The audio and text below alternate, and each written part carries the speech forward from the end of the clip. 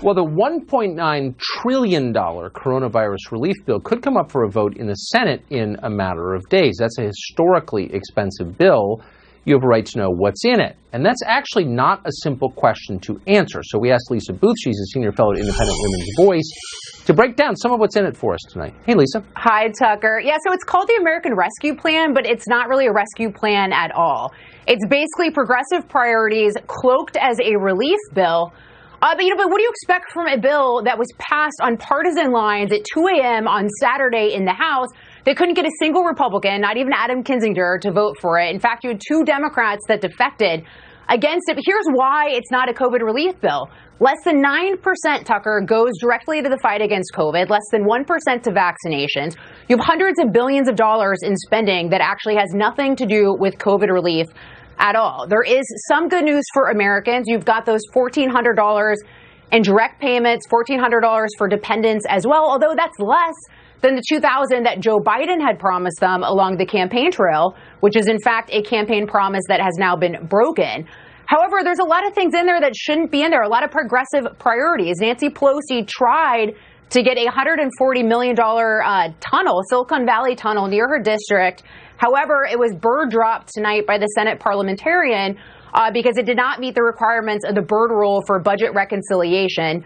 There's also $50 million in funding that goes towards the EPA environmental justice grants, which is essentially just thinly veiled kickback to leftist environmental groups.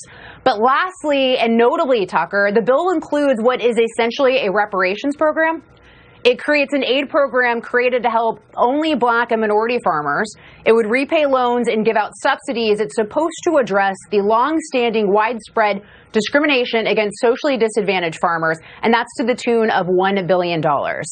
So not a lot for, American Rescue Plan, but a lot of progressive, social justice stuff in there that really has nothing to do and won't actually help people suffering from economic consequences of COVID.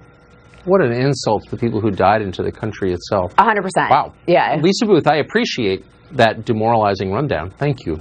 Sorry it wasn't happier news. Amazing. Thanks. Thanks, Tucker.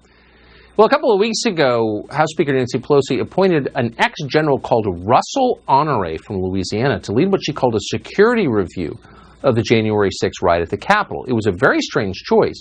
And not just because Russell Honore is a political activist. Honore has already decided he knows exactly what happened that day. The day after the insurrection, for example, Russell Honore accused the Capitol Police of some kind of weird conspiracy, an inside job. There was some complicit actions at the Capitol Police. A police chief has been fired, but now we need to look at a special investigation. Was he complicit? Along with the Sergeant of Arms in the House and the Senate. It gives appearance of complicity. They complied because they might have thought 45 was coming to the Capitol, and they gave way to the protesters who easily breached the Capitol. This is a crying damn shame. Seems unbalanced. Apparently he is. Matt Gaetz is a member of Congress from the state of Florida. He and other Republican lawmakers have sent a letter to Nancy Pelosi today demanding answers about the man you just saw. Congressman Gaetz joins us now. Congressman, thanks so much for coming on. Tell us first your concerns, and second, whether this is the person who will lead the so-called security review, do you think?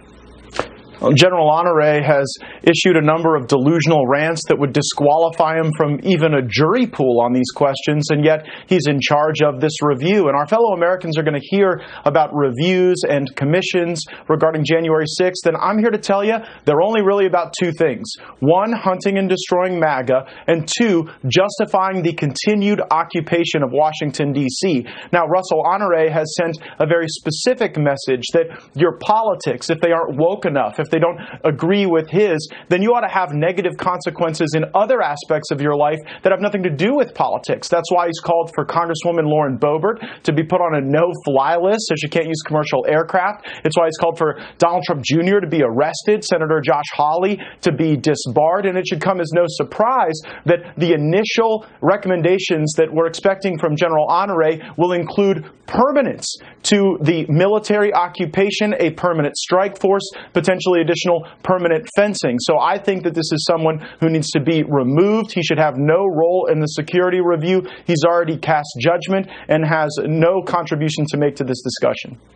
The U.S. military is being used as a political weapon by the Democratic Party occupying Washington. Almost no Republicans have said anything about it. You're a rare exception to that. How long will we wait until someone wakes up to the fact our capital city is occupied for no justifiable reason tonight?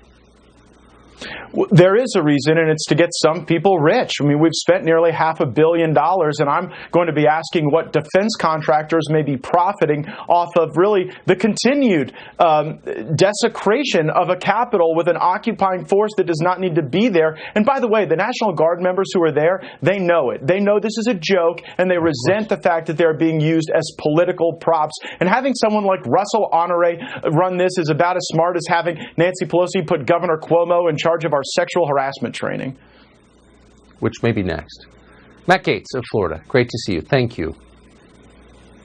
Thank you, Tucker.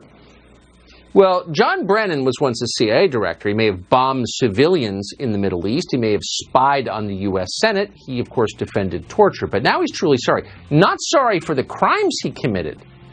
Sorry for how he was born. We'll tell you exactly what's eating at John Brennan's soul straight ahead.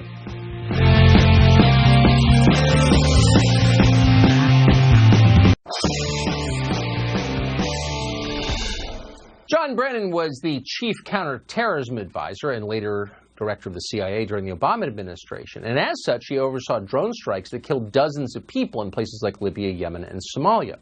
But if you ask John Brennan, and some have, no civilians died in any of those bombings, not one. Thanks to our precision technology, John Brennan claimed in 2011 U.S. drones didn't cause a, quote, single collateral death. Now, that's obviously a lie. Obviously. In fact, lies don't get much more brazen than that, but John Brennan kept lying. After the CIA was caught hacking into Senate computers, for example, which is a crime and we think unconstitutional, John Brennan issued this statement, quote, "Let me assure you the CIA was in no way spying on the Senate," end quote, even though, of course, it was. John Brennan would go on to lie about torture, Donald Trump, you name it, he lied about it, Russia. At a certain point, everyone pretty much became numb to John Brennan's pathology. John Brennan never apologized for any of it. But the other day, he apologized for something else, something so ridiculous that even the least amusing of all of MSNBC's anchors couldn't listen with a straight face. Watch. I have never seen so many whiny white men calling themselves victims as I saw over the weekend at CPAC. I mean, these are all people that think that they have a huge grievance from a position of significant privilege. Well, I must say, to Claire's point, I'm increasingly embarrassed to be a white male these days. In light of what I see of my other white males saying. It is funny to watch Claire McCaskill, who routinely flies in private planes to call other people privileged. But John Brennan's response is the most interesting. So after killing civilians and orchestrating mass illegal surveillance, John Brennan has finally found something he's ashamed of, and it happens to be the single thing he has no control over, his DNA. What's going on here? Well, this is what Matt Taibbi refers to as woke washing, the process of covering your actual sins by abasing yourself over things that aren't sins at all, like how you were born. Woke washing is what corporate America does every day. Ignore the slave labor, ladies and gentlemen. We're for Black Lives Matter. Maybe John Brennan is hoping you won't notice that despite being one of the dumbest and most dishonest retired government employees in this country, he still somehow retains his federal security clearance. How did that happen? John Brennan doesn't want to talk about it. He'd rather talk about racism. They all would.